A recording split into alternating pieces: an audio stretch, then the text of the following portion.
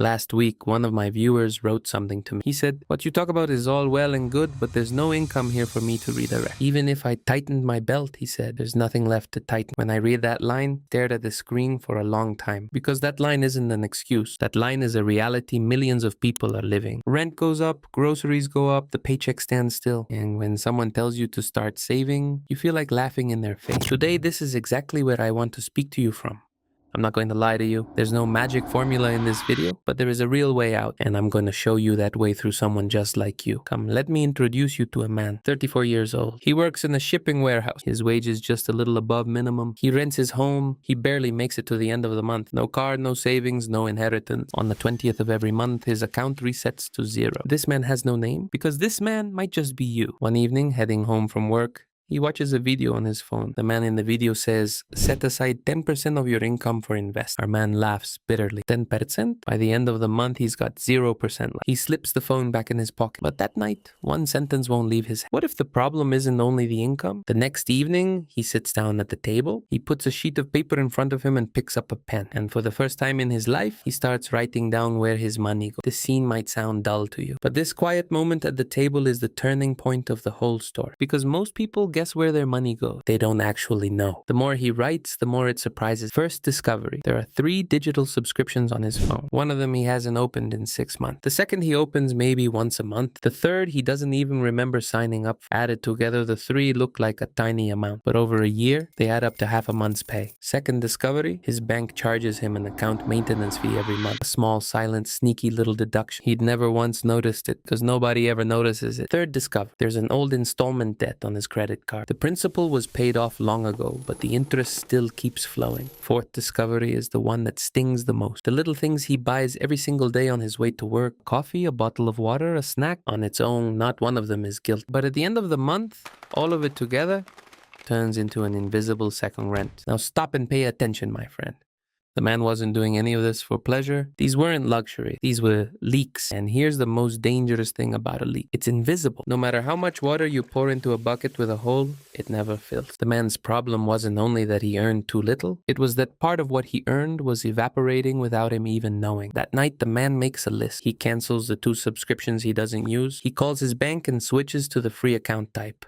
He restructures his card debt and shuts off the interest tap, and he buys himself a small thermos. From now on, he fills his coffee at home. Pay attention. He didn't cut a single pleasure out of his life. He only sealed the leak. At the end of the month, he checks his account, and for the first time in years, there's money left over. A large sum? Number. But any number above 0 is infinitely bigger than 0. This is the truth most people miss. The first goal isn't to get rich. The first goal is to end the month in the black. Once you cross into the positive, the game changes.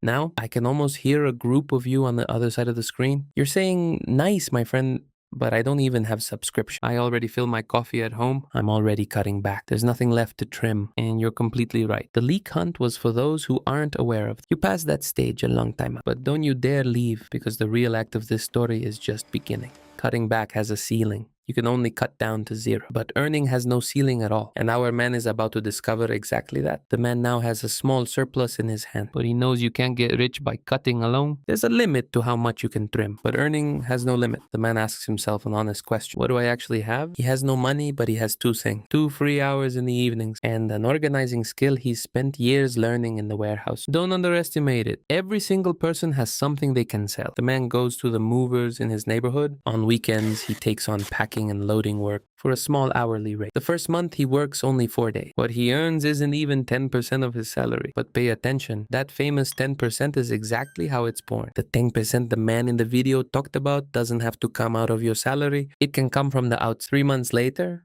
the mover starts giving him regular work because the man does his job properly. A reliable person is the rarest good in any market. In the 6th month, the man makes a small decision. He won't spend half of what the side work brings in, and he knows exactly where to put it. He opens a separate account, one that's hard to touch apart from his salary account, and he sets up an automatic instruction. The day the side income lands, half of it moves to that account.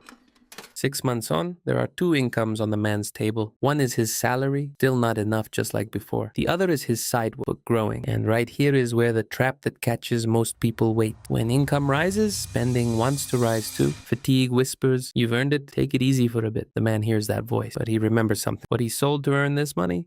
was his own evening. If he spends it, he'll have sold those evenings for nothing. This is exactly why the automatic instruction saves lives. The decision is made once, the system repeats it every month. Willpower doesn't have to sit an exam every single day. Now let me give you the 3 rules of this system. Rule 1. The side income never touches the salary account. Money that comes through a separate door stays in a separate room. Rule 2. Saving starts not with a percentage of income, but with the currency itself. If percentages scare you, forget them entirely. Even if it's just $10 the first month, the system is already built. The number can be small, the habit cannot. Rule 3, increases are made quietly. Every time the man gets a raise on the side, he nudges the instruction up a little. His life never changes. His savings change constantly. So where does this money sit? The man is no finance expert. He stays away from complicated product. First, he builds a safety cushion that covers 3 months of expense. This is called an emergency fund. Fund isn't an investment, it's armor. Solid as a door, boring, and a lifesaver. Once the armor is complete, the surplus goes regularly into investing,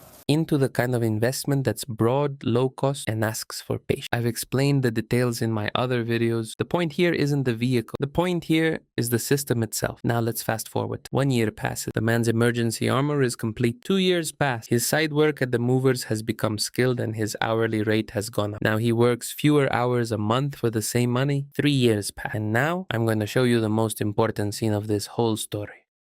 The man is sitting at that table again, the same table where he sat with paper and pen 3 years ago. There's a sheet of paper in front of him again, but this time the paper doesn't list leaks. This time on the paper, it lists assets. 3-month safety fund, ready. A steadily growing investment account, running. And debt, 0. Are the numbers in the millions? No, my friend. I told you I wouldn't lie to you. The man didn't get rich. But something happened that matters more than being rich. The man is no longer fragile. If the car breaks down, a toothache, work stalls for 3 months, no longer a disaster. This is called financial breathing room. And the person who can breathe, can think, can choose, can wait. Now let's go back to the very beginning. Do you remember that comment? There's no income for me to redirect. This whole story was an answer to that one line. But pay attention. The answer wasn't actually you do have money. The answer was today you may have no money to redirect, but you can have a system to redirect. And the system comes before the money. Because life changes, my friend. One day a raise comes, a job changes, an unexpected door opens. On the day your income rises, there are 2 kinds of people. The one without a system melts the extra income away too. The one with a system turns the extra income into wealth. Those who watched my 2 paths video will remember this line. Tuesday comes for everyone, but only the prepared one win. I'll tell you one last thing and then I'll stop. After watching this video, ask yourself a single question. Is there a leak in my bucket, or is my tap the thing that's missing? If you have a leak, seal one of them this week. If your tap is missing,